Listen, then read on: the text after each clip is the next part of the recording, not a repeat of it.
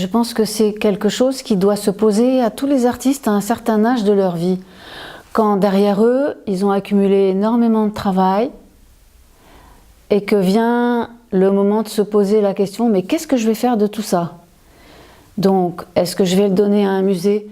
Mais les musées sont saturés de demandes, voilà. Ils ne peuvent pas recevoir comme ça des collections de peinture. Quand on travaille dans le courant du travail, on passe d'une pièce à une autre. Et puis, au bout d'un certain temps, moi, par exemple, j'ai travaillé pendant 10 ans en Égypte et après l'Égypte. Et ces 10 ans, je ne me suis jamais retournée vers ce travail. Donc tout d'un coup, je me retourne et je vois un grand ensemble. Et je me dis, ah mais ça, c'est comme un grand corps vivant de travail, qui porte une idée, si vous voulez.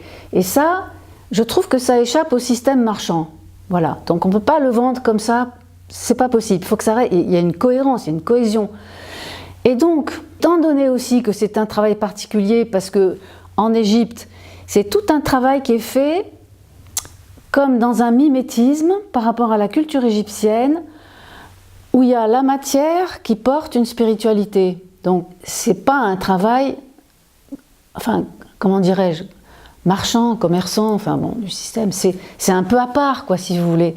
Donc, je trouve que le don de peinture pour une fondation, pour une action humanitaire, c'est parfait, parce qu'il y a une adéquation, si vous voulez. C'est complètement reçu. Et en plus de ça, je trouve que la personne qui va acheter ma peinture, dont l'argent va aller alimenter les fonds pour créer un foyer des Amis de l'Arche, ça fait comme un double don. Moi, je donne la peinture, et la personne qui achète, au fond, elle achète cette peinture, mais elle fait aussi le don de cet argent à l'Arche.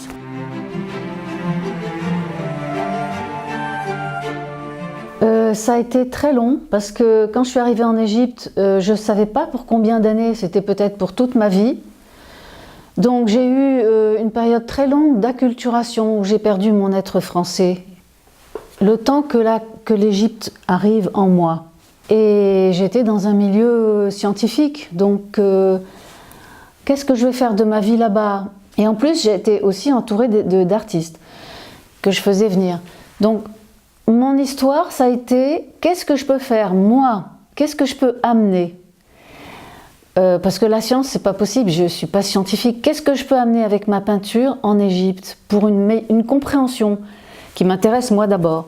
Alors ça, c'est le côté physique, c'est-à-dire que je suis comme les anciens, dans un milieu géographique et d'éléments. C'est-à-dire il y a le désert, le minéral, il y a l'eau, le soleil qui traverse le Nil chaque jour, des choses comme ça, donc très sensoriellement.